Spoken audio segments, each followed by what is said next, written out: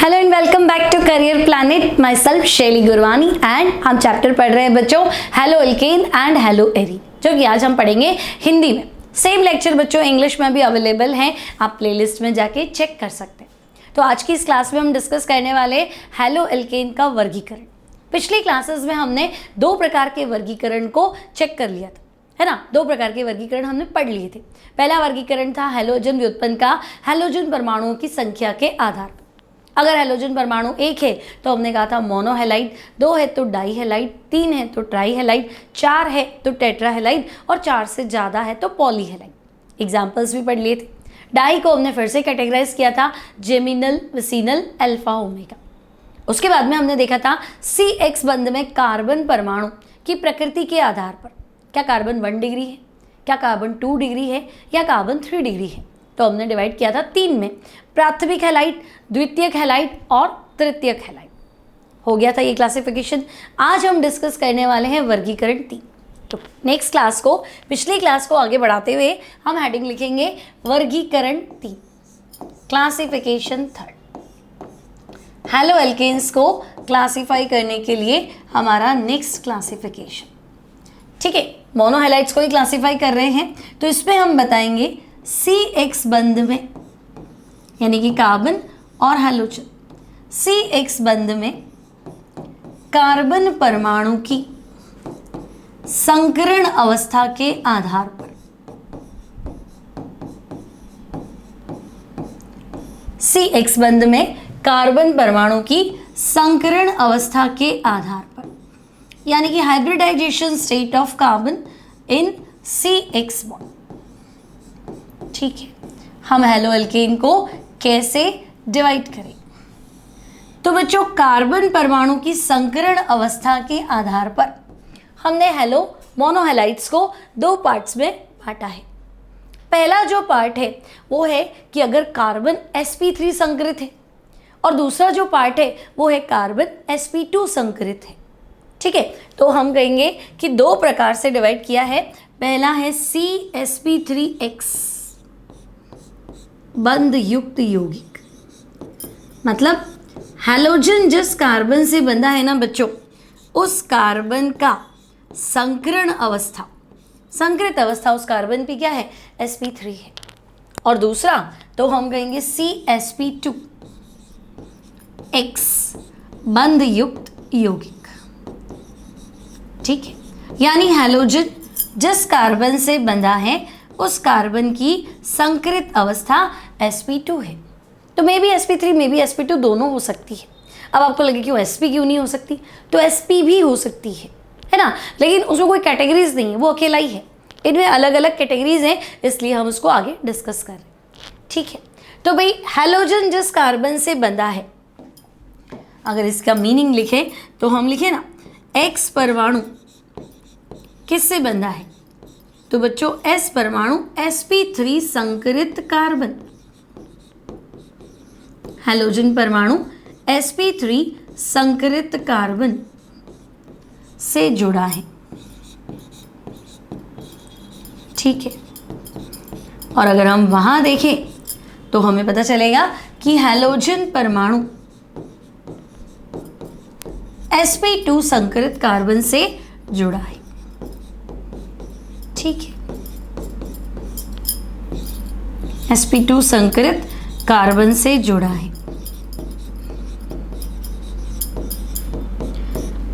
अब होगा क्या बच्चों, तो आपको पहला जो क्वेश्चन दिमाग में आएगा वो ये है कि भाई sp3 हाइब्रिडाइज्ड कार्बन क्या है और sp2 हाइब्रिडाइज्ड कार्बन क्या है, ये है ना। तो देखो sp3 हाइब्रिडाइज्ड कार्बन, sp3 संकरित कार्बन को अगर हम ले लें तो देखो एक कार्बन की संयोजकता कितनी होती, तो हम कहेंगे कार्बन की संयोजकता कितनी है, कार्बन की संयोजकता 4 है। ठीक है, अब बच्चों कार्बन की 4 संयोजकता है, मतलब कार्बन 4 सिंगल बॉन्ड बना सकता है, तो भी ओके, कार्बन 4 सिंगल बॉन्ड बना सकता है। अब जितने भी सिंगल बॉन्ड होते हैं उन्हें हम कहते हैं सिग्मा बॉन्ड। कार्बन अगर 4 सिंगल बॉन्ड बना रहा है मतलब 4 सिग्मा बॉन्ड। अब बच्चों जितने सिग्मा बॉन्ड होंगे उतने कक्षक संकरण में भाग लेंगे, जितने भी कार्बन सिग्मा बॉन्ड बनाएगा, कोई भी एलिमेंट अगर सिग्मा बॉन्ड बनाता है तो जितने सिग्मा बंध होंगे उतने कक्षक संकरण में भाग लेंगे। तो तुम कह रहे हो अगर कार्बन 4 सिंगल बॉन्ड बना रहा है, यानी सिंगल बॉन्ड हमेशा सिग्मा, तो हम कहेंगे 4 कक्षक संकरण में भाग लेंगे। तो पहला कक्षक S, दूसरा P, तीसरा भी P और चौथा भी P। भाई P उपकोष में 3 कक्षक होते हैं ना बच्चों, ये तो आपने पढ़ा है। पहला ये S हो गया, फिर क्या हो गया, तो हम कहेंगे P में 3 होते हैं। तो मुझे टोटल 4 ऑर्बिटल यूज करने हैं। तो पहला S, P में PX, PY और PZ, तो मैं कहूँगी टोटल कितने हो गए, 4। तो बच्चों 4 कक्षक संकरण में भाग लेंगे। ठीक है, तो अगर 4 कक्षक संकरण में भाग लेंगे तो संकरण कैसा हो गया, तो हम कहेंगे sp3 संकरण। तो पहचान तो लोगे, क्योंकि पहली प्रॉब्लम आएंगे sp3 हाइब्रिडाइज्ड कार्बन कौन सा है जो सारे सिंगल बॉन्ड बनाते हैं। ठीक है, अब ये sp2 कौन सा है। तो बच्चों अगर एक कार्बन एक डबल बॉन्ड बना रहा है, ठीक है, एक कार्बन एक डबल बॉन्ड बना रहा है, तो डबल बॉन्ड में आपको ध्यान रखना है, डबल बॉन्ड में पहला बॉन्ड सिग्मा, पाई बंध हमेशा असंकृत कक्षक से बनता है ना। तो डबल बॉन्ड मतलब एक सिग्मा और दूसरा पाई, और बाकी तो 2 सिंगल है ना, तो सिंगल बॉन्ड मतलब सिग्मा। तो संकरण में वही कक्षक भाग लेंगे जो सिग्मा बंध बनाएंगे। पाई बंध असंकृत कक्षकों के अतिव्यापन से बनता है, मतलब पाई बंध का संकरण से कोई लेना देना नहीं। तो मैं कहूँगी ठीक है पाई तो छोड़ो, सिग्मा गिन लो। तो इस बार तुमने सिग्मा गिने तो आंसर आया 3। तो 3 कक्षक संकरण में भाग लेंगे। तो पहला तो S, फिर P, फिर P, टोटल 3 करने ना, तो S, P और P, तो टोटल 3 हो गए sp2। तो हम कहेंगे अगर एक बार भी डबल बॉन्ड दिख जाए तो हमारा आंसर रह जाएगा sp2 संकरण। ठीक है, तो हम कहेंगे ओके sp2। फिर मान लो बच्चों कार्बन जो है वो ट्रिपल बॉन्ड बना रहा है।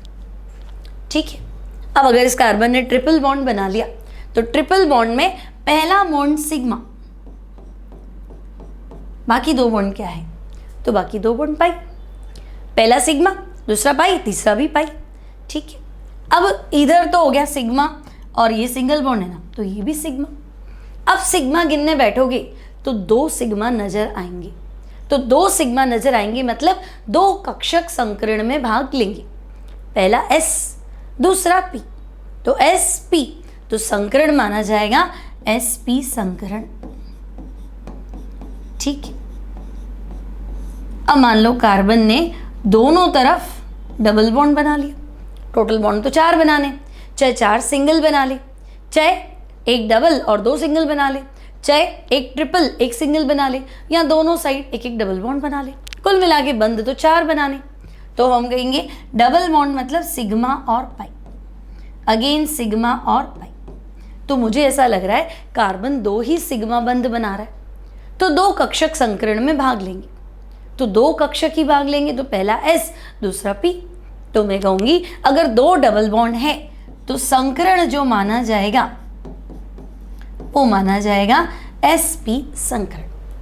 तो अब यहां तक तो क्लियर, क्योंकि अब वापस जब हम क्लासिफिकेशन में जाएंगे तो पहला कॉन्सेप्ट क्लियर होना चाहिए कि भाई हैलोजन किस कार्बन से बंधा है, क्या वो sp3 संकृत कार्बन से बंधा है या sp2 संकृत कार्बन से बंधा है। तो sp3 मतलब सिंगल बॉन्डेड, sp2 मतलब डबल बॉन्डेड। अब बच्चों ये जो sp3 वाला है इसको तुम 3 पार्ट्स में डिवाइड कर सकते हो। कौन कौन सा, तो हम इसे 3 पार्ट्स में डिवाइड करते हैं। अब 3 पार्ट्स कौन कौन से हैं बच्चों, तो 3 पार्ट्स में पहला है एल्किलिक। ओके, फर्स्ट वन एल्किलिक हैलाइड, मतलब हैलोजन एल्काइलिक कार्बन से बंधा है। दूसरा है allylic halide, halogen allylic carbon से बंधा है। और थर्ड है बच्चों benzylic halide, halogen benzylic carbon से बंधा है। ठीक है, तो बेंजीलिक हैलाइड यहां लिख देते। चलो ओके, अब sp2 वाले में जाएंगे तो हम 2 में डिवाइड कर सकते हैं। फर्स्ट वन है बच्चों वाइनिलिक, वाइनिलिक हैलाइड। और सेकेंड वन क्या है, तो सेकेंड वन है एरिलिक हैलाइड। ठीक है, तो वाइनिलिक एंड एरिलिक। ओके, जहां पे भी अगर आपको डाउट्स आते हैं, है ना, तो आप कमेंट बॉक्स में डाउट्स लिख देंगे, क्योंकि ये लेक्चर्स जो है वो डेली बेसिस पे ना, मतलब आज मैंने बनाया, कल आपको लाइव मिल जाएगा, फिर कल जो लेक्चर बनेगा वो परसों आ जाएगा। तो कमेंट बॉक्स में जैसे ही आपके डाउट्स आएंगे तो हम क्या करेंगे, उसको नेक्स्ट जो लेक्चर बनेगा उसमें उस प्रॉब्लम को सॉल्व करके नेक्स्ट में आपको सेंड कर दिया जाएगा। तो जो भी डाउट्स है वो आप कमेंट बॉक्स में लिख सकते हैं बच्चों, ठीक है। तो हम कहेंगे ओके भाई, अगर sp3 मतलब सिंगल बॉन्डेड कार्बन से कनेक्टेड है तो एल्कीलिक हो सकता है, एलिलिक हो सकता है, बेंजीलिक हो सकता है। और अगर sp2 हाइब्रिडाइज्ड है तो वाइनिलिक हो सकता है एंड एराइलिक हो सकता है।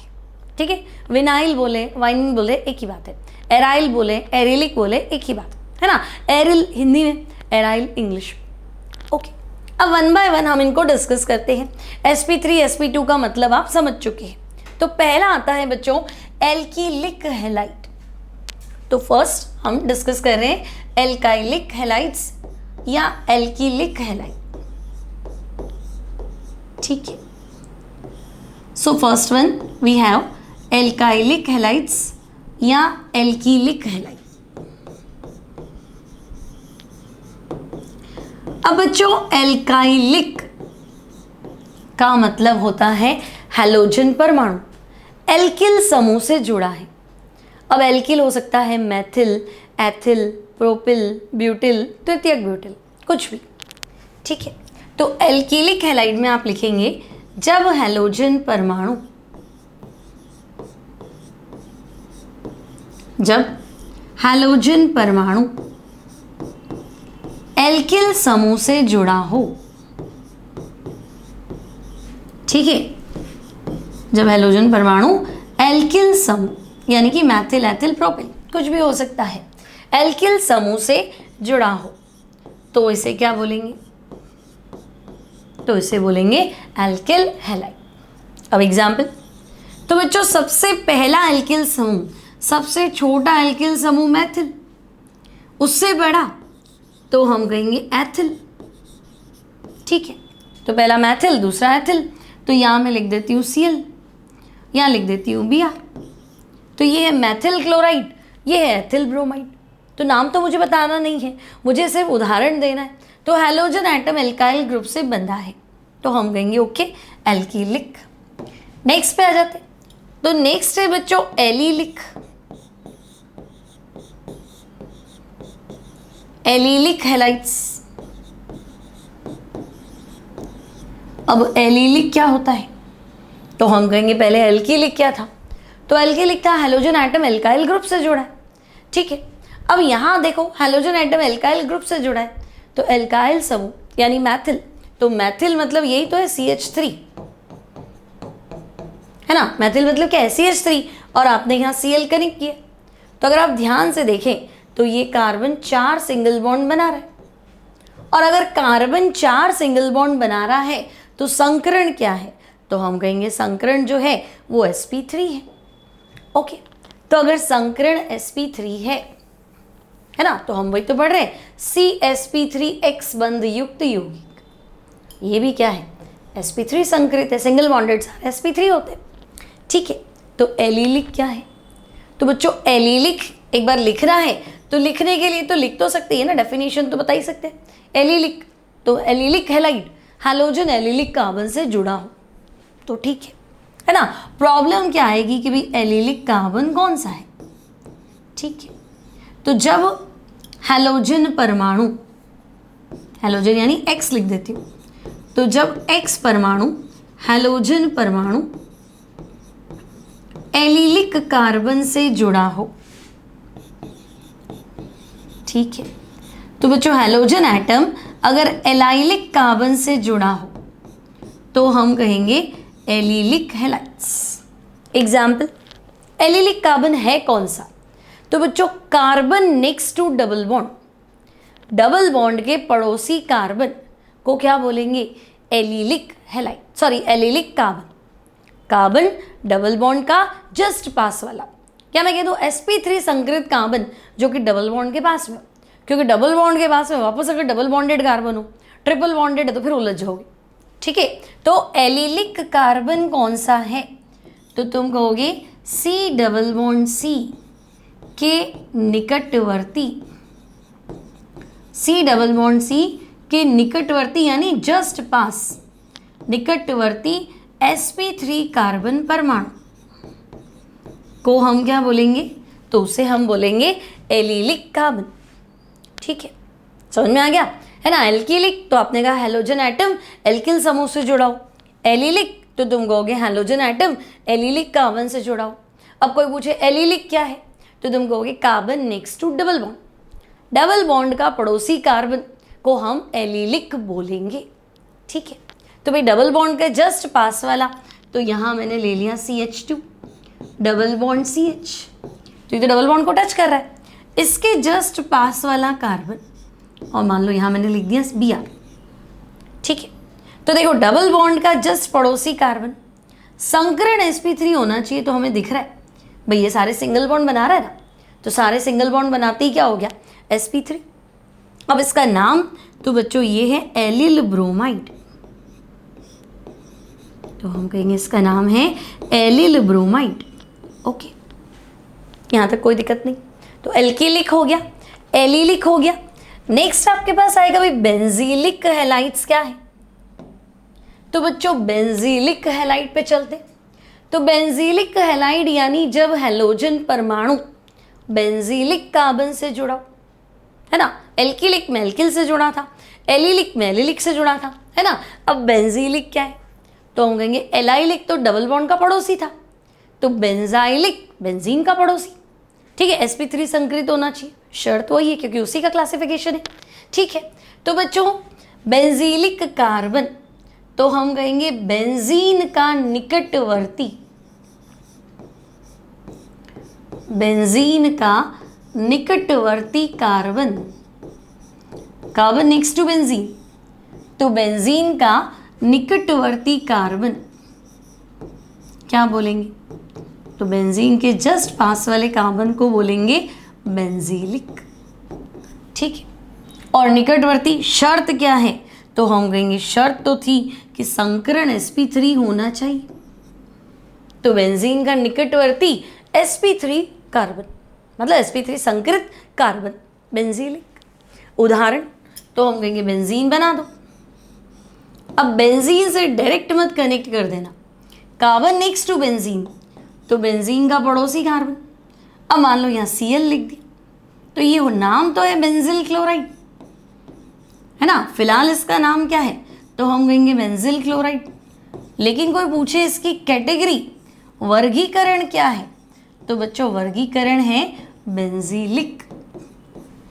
ठीक है, कैटेगरी या वर्गीकरण क्या है, तो हम कहेंगे बेंजीलिक या बेंजाइलिक, एक ही बात है। ओके, अब वाइनिलिक हैलाइड, तो बच्चों वाइनिलिक हैलाइड मतलब हैलोजन परमाणु वाइनिलिक कार्बन से कनेक्टेड हो। ठीक है, अब वाइनिलिक और एराइलिक जो है ये सेकंड वाले क्लासिफिकेशन है ना। आपने पहले ही देख लिया था कि भाई हैलोजन sp3 संकरित से बंधा हो तो मेरे पास 3 चॉइस थी, पहली एल्किलिक, एलिलिक, बेंजीलिक। लेकिन जब sp2 से बंधा हो तो मेरे पास 2 चॉइस है, पहली वाइनिलिक और दूसरी एरिलिक। तो हमने ये 3 तो डिस्कस कर ली, अब वाइनिलिक और एरिलिक को भी पढ़ लेते। तो बच्चों वाइनिलिक यानी CsP2 है ना, वाइनिलिक मतलब CsP2 X बंध युक्त यौगिक की बात चल रही।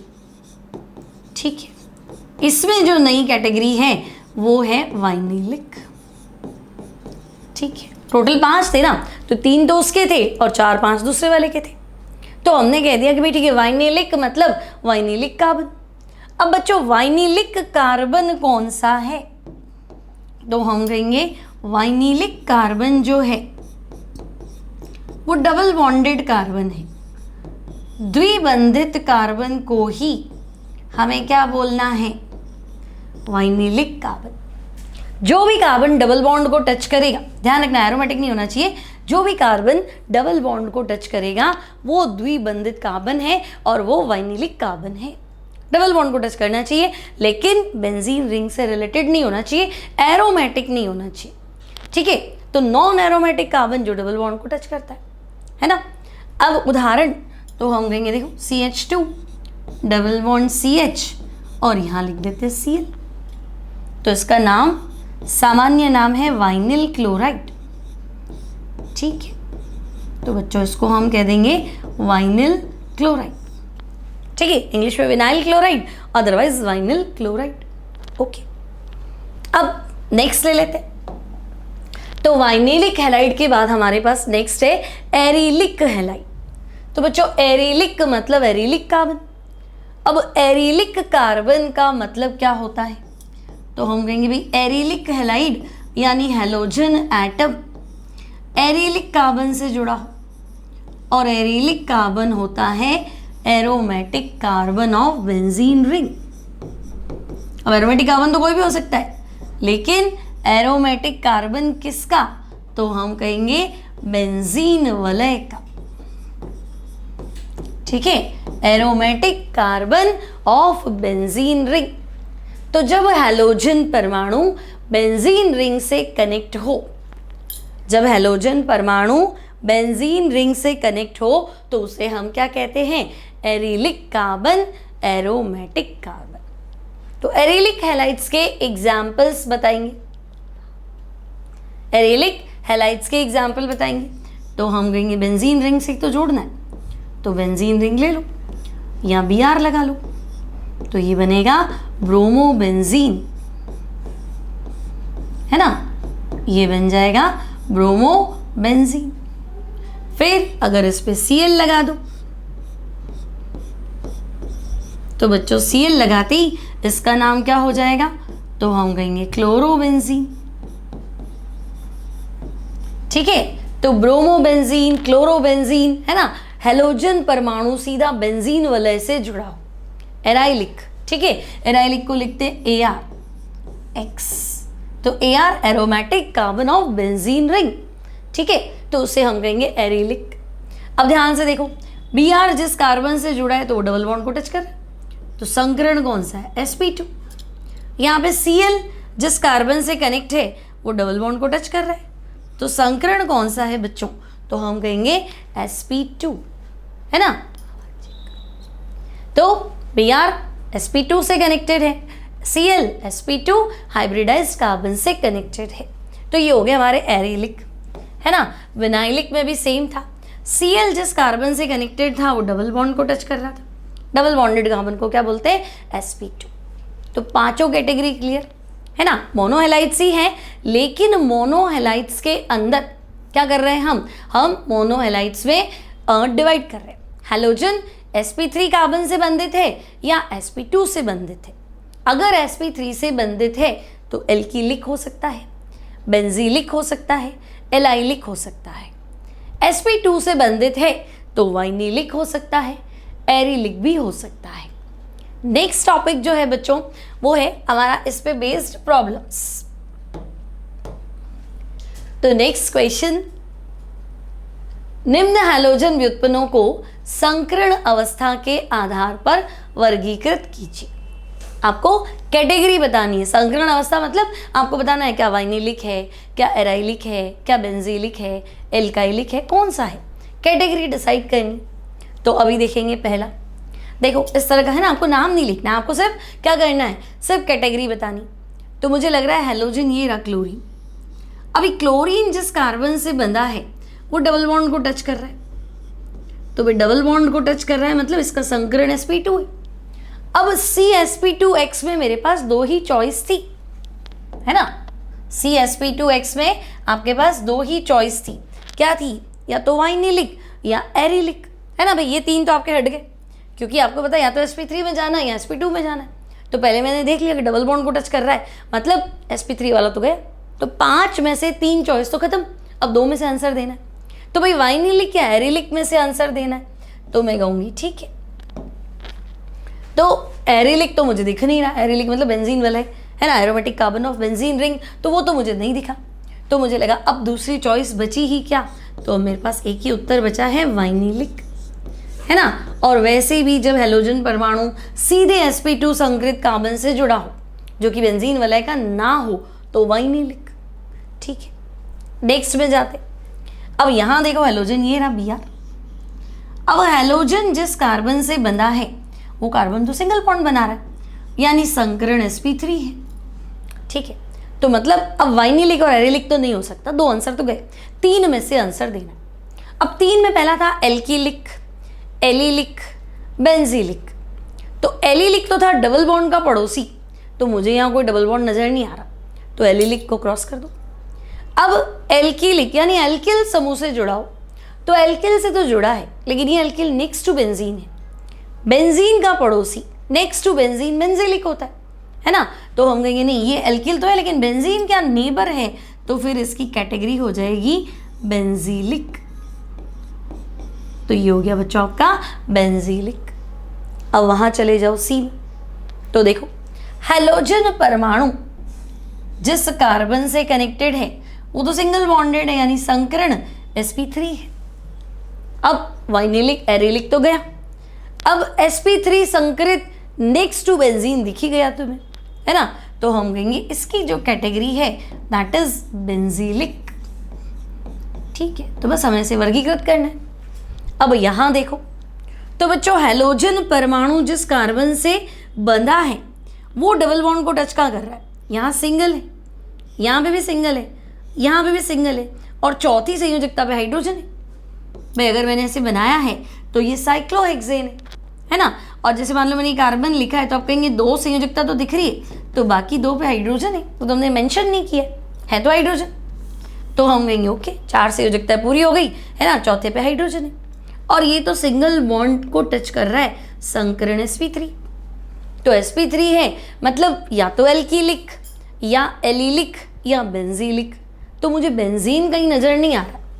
ये साइक्लोहेक्सीन है, ध्यान रखना, इसको बेंजीन तोड़ना पड़ेंगे, बेंजीन तो वैसा होता है तीन ऑल्टरनेट डबल बॉन्ड, तो हम कहेंगे बेंजीलिक भी नहीं है। अब तो sp3 संकरित carbon next to double bond, देखो डबल बॉन्ड के जस्ट पास वाला sp3 संकरित कार्बन तो हमने डिस्कस किया था बच्चों एलिलिक, तो इसकी कैटेगरी है allylic. Carbon next to double bond का पड़ोसी तो हम कहेंगे एलिलिक। ओके, अब यहां देखो तो हेलोजन जिस कार्बन से कनेक्ट है उसका संकरण, वो तो डबल बॉन्ड को टच कर रहा है, तो हेलोजन जिस कार्बन से कनेक्टेड है उसका संकरण sp2 है। अब sp2 में दो ही चॉइस थी, या तो एरोमेटिक होता या वाइनिलिक होता, तो एरोमेटिक किसी भी एंगल से नहीं है, बेंजीन वलय तो हमारे पास नहीं है, तो हम कहेंगे बेंजीन रिंग तो नहीं है ना, इसका मतलब दूसरी कैटेगरी पे चले जाओ यानी कि वाइनिलिक, तो ये है वाइनिलिक। और वहां देखो हेलोजन परमाणु सीधा बेंजीन वलय से जुड़ा है, तो अगर हेलोजन परमाणु बेंजीन वलय से जुड़ा हो aromatic carbon of benzene ring, तो हम कहेंगे इसकी कैटेगरी है एराइलिक, है ना, AR एरिलिक। तो सिर्फ आपको संकीर्ण अवस्था के आधार पे क्या करना था, क्लासिफाई करना था, तो सिंपल कर लेंगे, सरल है। 5 नाम याद रखेंगे, एल्किलिक, एलिलिक, बेंजीलिक, विनाइलिक और एरिलिक, है ना, एरोमेटिक कार्बन है ना, तो एरिलिक, कोई तकलीफ नहीं। ठीक है, 5 कैटेगरी याद होनी चाहिए। अब आगे बढ़ते हैं। अब बच्चों नेक्स्ट जो टॉपिक है वो है नामकरण, है ना, हेलो एल्केन्स का नामकरण। तो बच्चों नामकरण के लिए हमारे पास 2 पद्धतियां हैं, 2 सिस्टम हैं। आप चाहें तो सामान्य नाम भी लिख सकते हैं और आप चाहें तो IUPAC भी लिख सकते हैं, दोनों इक्वली इंपॉर्टेंट है, दोनों पता होने चाहिए। तो हम कहेंगे ओके भाई, है ना, तो हम कहेंगे हैलोजन व्युत्पन्न के नामकरण की 2 विधियां हैं। ठीक है, हैलोजन व्युत्पन्न मतलब हमने हैलोजन एटम लगाया है हाइड्रोकार्बन के अंदर, इसलिए। ठीक है, तो हैलोजन व्युत्पन्न के नामकरण की 2 विधियां हैं।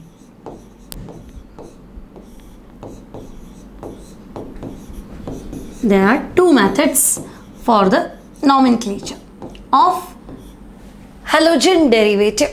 ठीक है, अब मैं हेलो एल्केन लिख दूंगी तो फिर क्या होगा कि हम हेलो एरीन्स का नाम नहीं लिख पाएंगे, और अगर मैं हेलोजन क्या लिखूँ, हेलो एल्केन और हेलो एरीन दोनों लिखूँ तो फिर वो सारा बताना है मुझे, विनाइलिक बेंजाइलिक वगैरह सब बताना है, इसलिए मैंने ओवरऑल बोल दिया हेलोजन डेरिवेटिव, उसमें सब आ जाएगा। ठीक है, अब नामकरण की दो विधियाँ कौन सी, तो बच्चों या तो आप कॉमन सिस्टम के अकॉर्डिंग नेमिंग कर सकते हैं, है ना, तो हम कहेंगे या तो नामकरण की सामान्य पद्धति, या फिर आप नेमिंग IUPAC के अकॉर्डिंग भी कर सकते हैं। तो हम कहेंगे ठीक है, सामान्य पद्धति भी है और IUPAC पद्धति भी है। ठीक है, अब हम एक टेबल बना लेते हैं, यहाँ हम लिखेंगे कंपाउंड, यौगिक, फिर आपको देना है उसका सामान्य नाम, कॉमन नेम, ठीक है, सामान्य नाम, और दूसरी बार आपको देना है IUPAC नाम। ठीक है, तो कॉमन नेम और IUPAC नेम।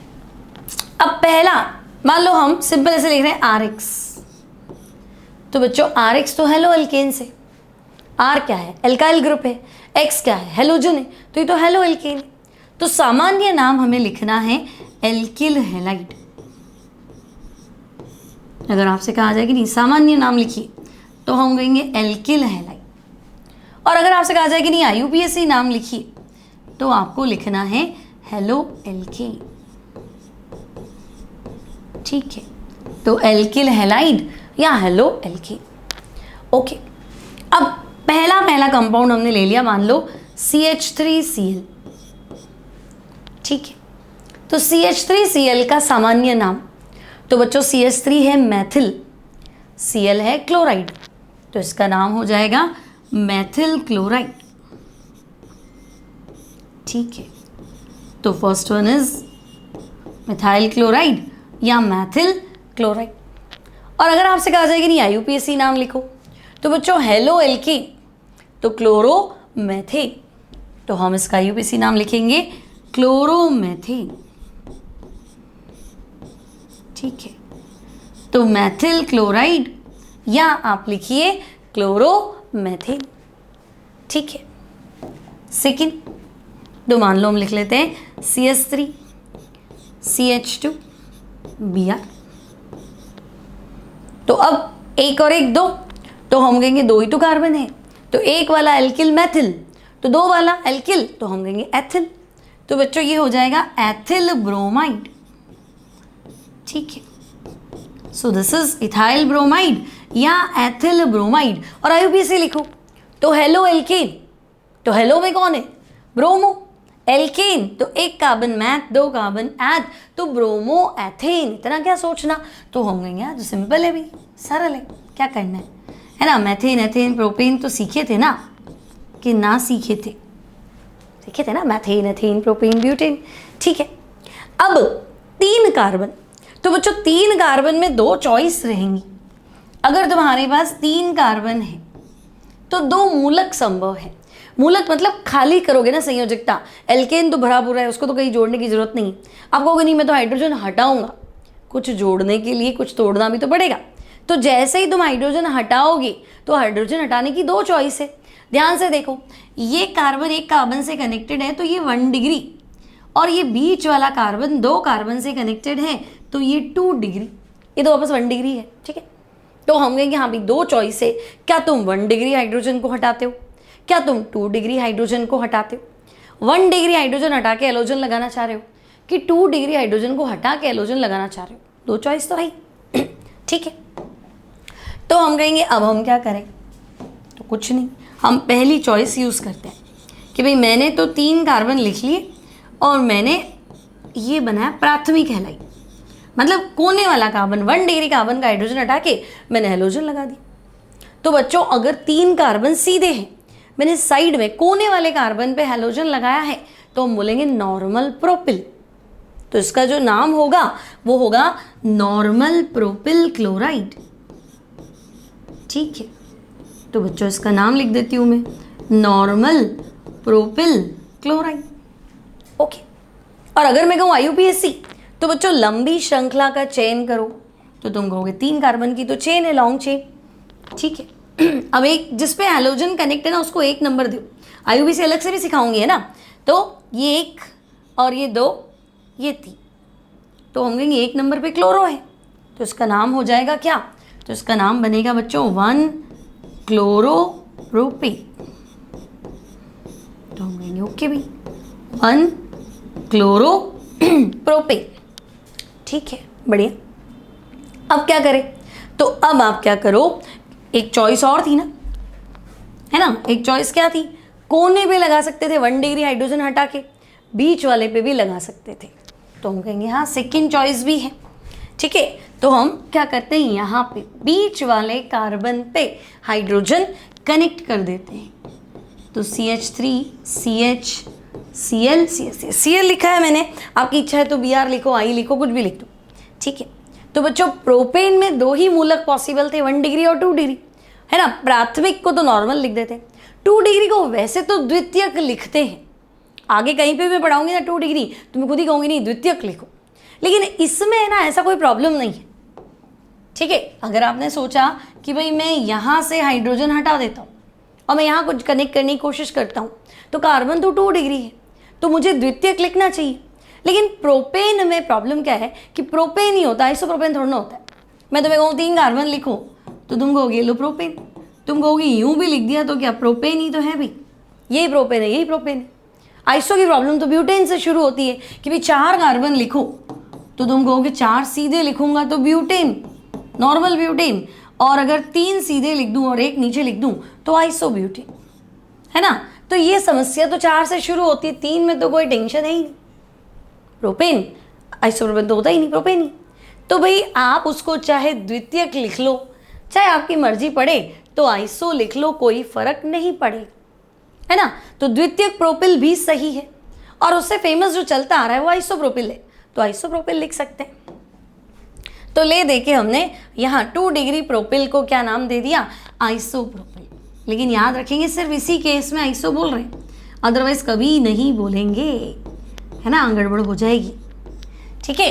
तो आइसोप्रोपिल क्लोराइड ओके, तो चला लिया भाई हमने आइसोप्रोपिल क्लोराइड। IUPAC नाम दीजिए, तो हम कहेंगे लंबी श्रृंखला का चयन कर लेते, तो लंबी श्रृंखला तो 3 की है।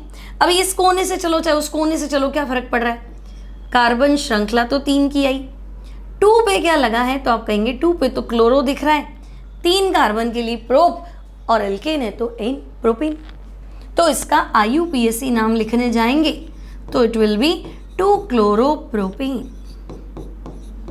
ठीक है बच्चों। IUPAC नाम लिख लेते हैं 2 क्लोरोप्रोपेन, है ना, common name normal propyl, sorry isopropyl, IUPAC हो गया 2 क्लोरोप्रोपेन, ठीक है, यहाँ तक तो दिक्कत नहीं। अब ब्यूटेन, तो ब्यूटेन में थोड़ी समस्याएं ज़्यादा आ जाती है ना, तो उसको मैं तुम्हें क्वेश्चन फॉर्म में कराऊँ। अब मैं यहाँ हेलो एरीन ले लेती हूँ उसके बाद, ठीक है। जैसे मान लो मैंने तुम्हें कहा कि भाई हैलोजन परमाणु बेंजीन वलय से जुड़ा है, ठीक है। तो बच्चों बेंजीन तो ये है ना C6H6, ठीक है, और अगर मैं एक हाइड्रोजन कम कर दूं तो एक संयोजकता खाली कर दूं, यानी ऐसे C6H5, तो इस C6H5 को आपको बोलना है फेनिल, है ना भाई। अगर मुझे आगे लिखना है, पेरेंट चेन मानती हूँ तो बेंजीन है, लेकिन अगर मुझे आगे लिखना है इसको तो क्या होगा, एज ए सब्स्टिट्यूएंट प्रतिस्थापित मानूं तो ये फेनिल है, ठीक है। तो C6H5 ध्यान रखेंगे, बेंजीन में एक संयोजकता खाली हो तो ये फेनिल होता है। यहाँ साइड में लिख देते, देखो ऑर्गेनिक केमिस्ट्री में ना बहुत सारे क्लाउड्स बनाया करो कॉन्सेप्ट्स के लिए, कि भाई अगर तुम्हें कहीं C6H5 दिखे तो तुम उसे फेनिल नाम दे दे, ठीक है। तो ये वैसे तो एलोबेंजीन है, लेकिन इसका साधारण नाम है फेनिल हैलाइड, तो हम कहेंगे ओके, साधारण नाम है फेनिल हैलाइड। और IUPAC लिखिए, तो बच्चों IUPAC है हेलोबेंजीन, हम कहेंगे ओके चलो भाई IUPAC मिला हेलोबेंजीन, और सामान्य नाम, साधारण नाम नहीं, सामान्य नाम फेनिल हैलाइड, ठीक है। अब मान लो मैंने आपको कहा कि भाई ये लिखा है बच्चों Br, सामान्य नाम बताओ, तो तुम कहोगे सामान्य नाम क्या, फेनिल ब्रोमाइड लिख दो, तो फेनिल ब्रोमाइड है ना। और अगर तुमने ब्रोमोबेंजीन लिखा तो भाई तुमने IUPAC लिख दिया, हेलोबेंजीन, ब्रोमोबेंजीन। तो बच्चों ब्रोमोबेंजीन इसका IUPAC नाम है और फेनिल ब्रोमाइड जो है वो इसका सामान्य नाम है। ठीक है, अब क्लोरोबेंजीन, आयोडोबेंजीन सब एक ही। अब बच्चों बेंजीन में अगर द्विप्रतिस्थापी हो, डाई सब्स्टिट्यूएंट, द्वि मतलब दो, प्रतिस्थापी मतलब दो हाइड्रोजन हटा के और दो हेलोजन लगा दो। ठीक है, तो देखो एक कार्बन से तो दो हेलोजन हट नहीं सकते थे, है ना, क्योंकि कार्बन के पास बचा ही क्या, तो इस कार्बन की 3 संयोजकता तो तुम्हें दिख गई, बिजी है। एक ही तो हाइड्रोजन बचा था, उसको हटा दिया और एक यहाँ से हटा दिया। तो अगर ये 1 पोजीशन है और ये 2 पोजीशन है, तो 1-2 पोजीशन, 1-2 स्थिति पे अगर आप किसी को कनेक्ट करते हैं तो इसे हम बोलेंगे ऑर्थो, है ना। और लिखना क्या है, O, समझे। बेंजीन में 1 नंबर कार्बन और 2 नंबरिंग आप अपने मन से कर दो कुछ भी, ठीक है। तो कंटिन्यू 1-2 लगातार स्थिति पे आप हाइड्रोजन हटा के कुछ कनेक्ट करेंगे तो हम कहेंगे आप ऑर्थो स्थिति पे कुछ जोड़ना चाहते हैं। अब सिमिलरली आप कहेंगे कि मैं एक छोड़कर एक पे ले लेता हूँ। मान लो ये बेंजीन बना दिया, ये कार्बन पहला और ये कार्बन तीसरा, तो हम 1 और 3 पोजीशन पे कुछ कनेक्ट करना चाहते हैं। तो बच्चों 1-3 पोजीशन जो है वो है मेटा, ठीक है।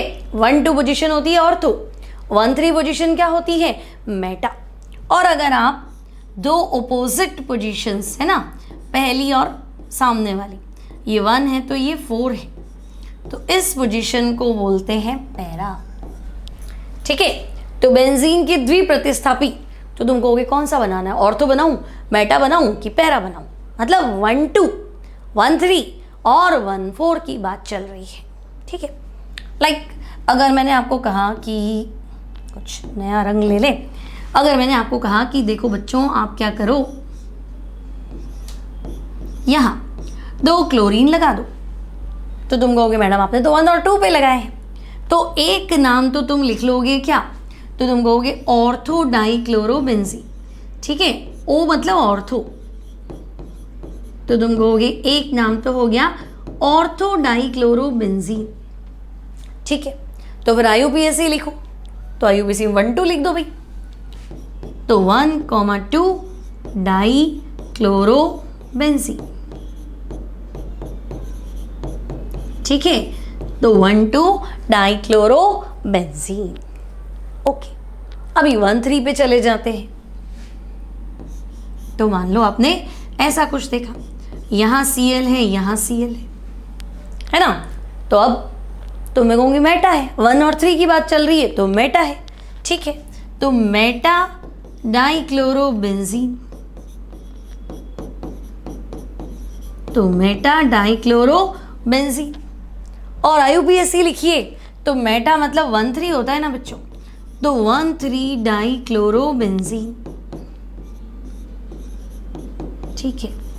तो 1,3 डाइक्लोरोबेंजीन। अब ऐसे तो 1-4 भी पॉसिबल था, तो आप कहेंगे 1-4 मतलब पैरा पोजीशन, ठीक है। तो भाई पैरा पोजीशन भी संभव है, ओके। तो ये Cl और Cl, तो अब क्या लिखेंगे, पैरा डाइक्लोरोबेंजीन, है ना, पैरा डाइक्लोरोबेंजीन। और अगर आपको IUPAC में नाम लिखना है तो आप कहेंगे पैरा मतलब 1-4 की बात चल रही, तो 1,4 डाइक्लोरोबेंजीन, ठीक है। तो या तो आप बोलेंगे पैरा या बोलेंगे 1-4, एक ही बात है। तो मैं बेंजीन की द्विप्रतिस्थापी की बात करूँ ना तो 2-2 चॉइसेस है, ठीक है। अब ध्यान रखेंगे, एक क्वेश्चन बताती हूँ, ध्यान से सुनना, क्वेश्चन पहले बनाते। अणुसूत्र, ठीक है, अणुसूत्र, बेंजीन का फॉर्मूला क्या है, बोलो बेंजीन का फॉर्मूला क्या है, C6H6। एक मोनो सब्स्टिट्यूएंट है ना, मोनो प्रतिस्थापी, तो मोनो सब्स्टिट्यूएंट, मोनो प्रतिस्थापी मतलब एक हाइड्रोजन हटा दो और यहाँ आपकी मर्जी पड़े जो लगा दो, C6H5 आएगा। और मैं कहूँगी नहीं द्विप्रतिस्थापी, तो तुम कहोगे एक हाइड्रोजन और हटा दो और दो चीज़ें लगा दो, दो हेलोजन, C6H4X2। आप समझो बेंजीन का फॉर्मूला, तो तुम कहोगे C6H6। मोनो प्रतिस्थापी मतलब एक हाइड्रोजन हटाओ और कुछ लगा दो। द्विप्रतिस्थापी तो तुम कहोगे दो हाइड्रोजन हटाओ और दो कनेक्ट कर दो, ठीक है ना। तो बेंजीन का द्विप्रतिस्थापी मतलब C6H4 और बाकी दो जो भी ग्रुप्स आप कनेक्ट कर रहे हो। तो मान लो क्वेश्चन आ गया, अणु सूत्र C6H4Br2 से संभावित सभी संरचनाएं बनाइए, ठीक है ना, सभी संरचनाएं बनाइए, ठीक है। या मैं लिख देती हूँ एरोमेटिक संरचनाएं, ठीक है। हालांकि एरोमेटिक ही बनेंगी, आपकी बेंजीन रिंग वाली ही बनेंगी, फिर भी लिख देते चलो। अब देखो C6H4Br2, तो C6H6 आता तो हम कहते बेंजीन, लेकिन बेंजीन होगा तो Br कनेक्ट कैसे करूँ, तो हम कहेंगे हाइड्रोजन हटाओ, तो C6H5 एक Br लगा दो, C6H4 दो Br लगा दो, तो यही तो कह रहा है। तो आप कहोगे कि अच्छा बेंजीन में दो Br लगाने हैं, तो मेरे पास तो दो चॉइस है ना, सॉरी तीन चॉइस है, एक तो ऑर्थो, एक मेटा और एक पैरा, ठीक है। पिछली बार तो इजी लग रहा था क्या है, ठीक है तो आता ही है ना, लेकिन क्वेश्चन तो ऐसा बनेगा तो दिमाग लगाना है, ठीक है। तो ऑर्थो डाइब्रोमो बेंजीन ये रहा, मेटा डाइब्रोमो बेंजीन तो भाई ये रहा, और बच्चों पैरा डाइब्रोमो बेंजीन तो ये रहा। क्या तकलीफ, क्लियर, समझ में आ गया है ना। नाम वाम नहीं बताऊंगी, बता दिया आपको, ठीक है। एक और क्वेश्चन कर लेते हैं। मान लो बच्चों आपसे पूछा गया अणु सूत्र C4H9Br से संभावित सभी संरचनाएं बनाइए, ठीक है भाई। C4H9Br से संभावित सारे फॉर्मूले ना, सभी संरचनाएं बनाइए,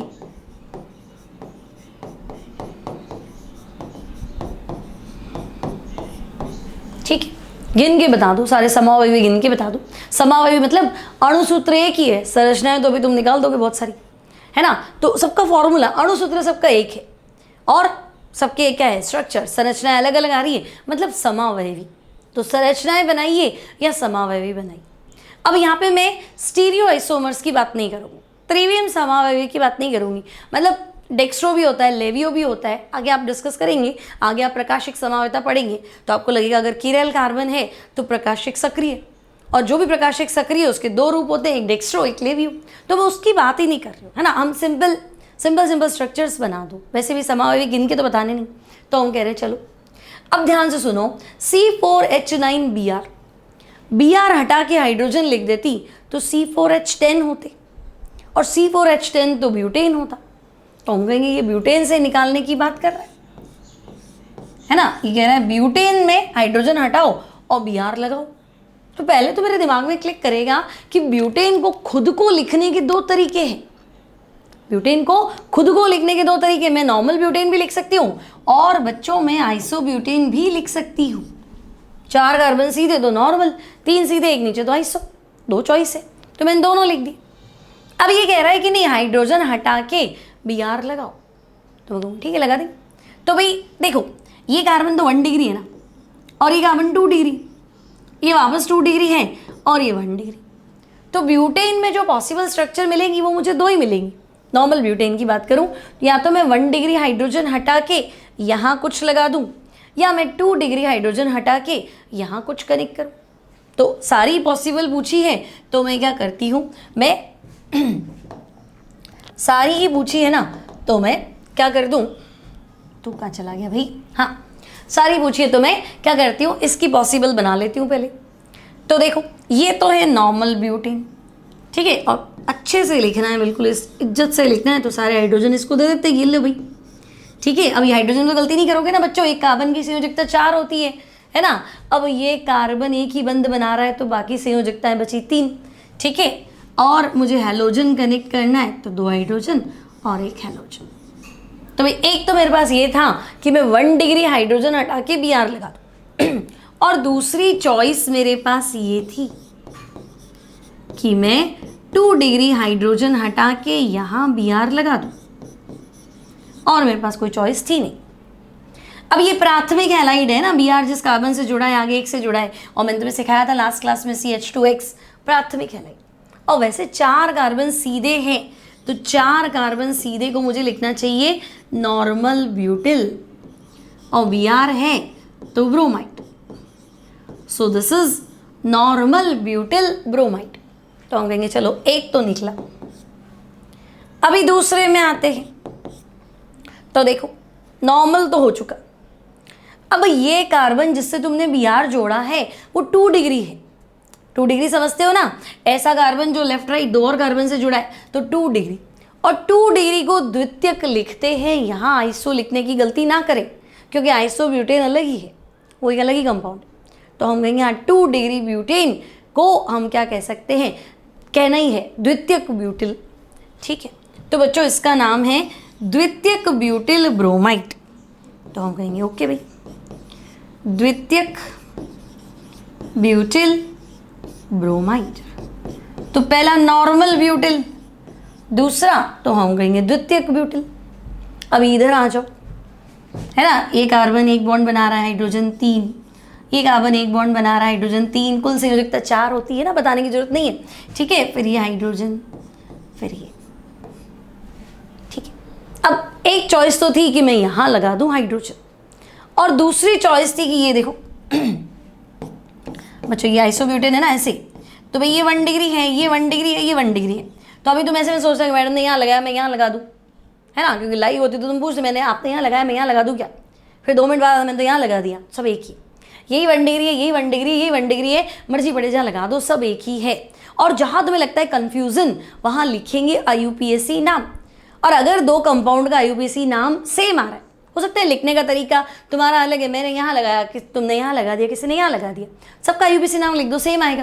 कंपाउंड एक है तो IUPAC नाम एक ही आएगा, ठीक है।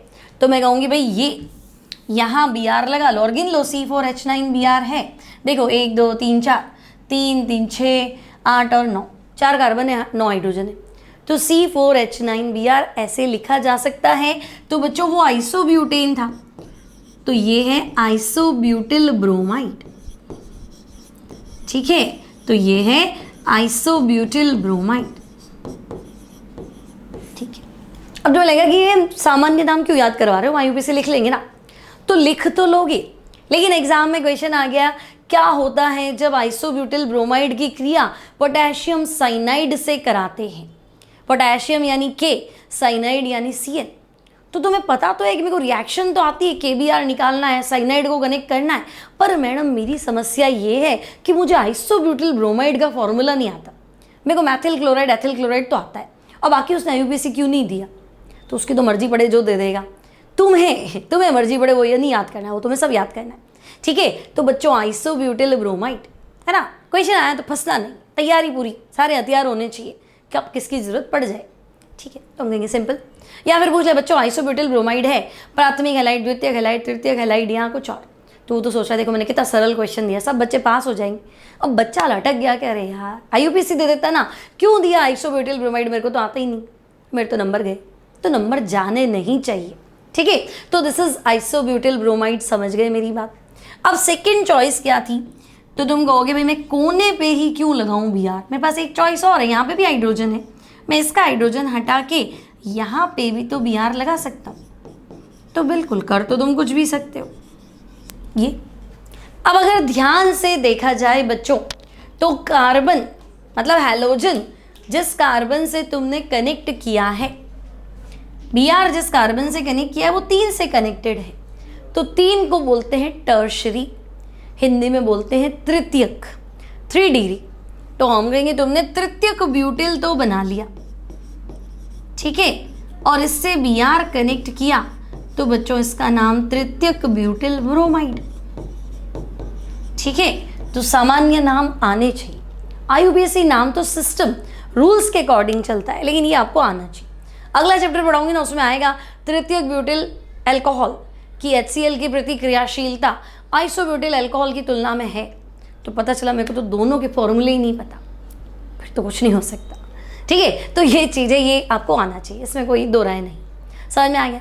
तो C4H9Br से संभावित संरचनाएं तुम्हें कह दूंगी 4, समावयवी तुम्हें कह दूंगी 4, है ना। आगे जब हम देखेंगे तो मुझे लगेगा कि यहाँ मुझे कोई किरैल कार्बन मिल गया। ठीक है, कायरल कार्बन मतलब देखो यहाँ मैथिल है, यहाँ एथिल है, यहाँ हाइड्रोजन है और यहाँ Br है। तो जहाँ कायरल कार्बन आ जाता है, असम्मित कार्बन आ जाता है, तो उसमें अपने आप में दो स्ट्रक्चर हो जाते हैं, डेक्स्ट्रो और लेवियो, है ना। जैसे मान लो मैंने 4 चीज़ें रख दी भाई, 1 पेन, 2 पेन, 3 पेन और एक मैंने जूतों का पैकेट डाल दिया, है ना। मैंने कहा एक मेरे जूतों का पैकेट भी इसमें डाल दो, तो एक जूता तोड़ना है, जूते तो 2 होंगे पक्का, है ना। तो टोटल जो कायरल है ना, इसमें क्या प्रॉब्लम होती है, एक डेक्स्ट्रो होता है, एक लेवियो होता है, मतलब मिरर इमेजेस होती है, तो इनको हमेशा 2 गिनते हैं। ठीक है, तो अभी तो फिलहाल है नहीं, तो तुम्हारा आंसर यहाँ पे 4 रहेगा। लेकिन नीट जेईई की तैयारी करो, अब वो पूछेगी टोटल पॉसिबल आइसोमर, तो तुम्हारा आंसर 5 रहेगा, इसको 2 गिनना पड़ेगा। ठीक है, आगे पढ़ेंगे क्यों, क्या होता है कायरल कार्बन, क्या होता है स्टीरियो केमिस्ट्री, सब डिस्कस करेंगे। ठीक है, लेकिन फिलहाल के लिए इतना ही। आई होप क्लास अच्छे से समझ में आई होगी। अगर अच्छी लगी तो लाइक कर देना, फ्रेंड्स के साथ शेयर भी कर लेना। मिलते हैं अगली क्लास में नेक्स्ट टॉपिक के साथ। Till then keep studying.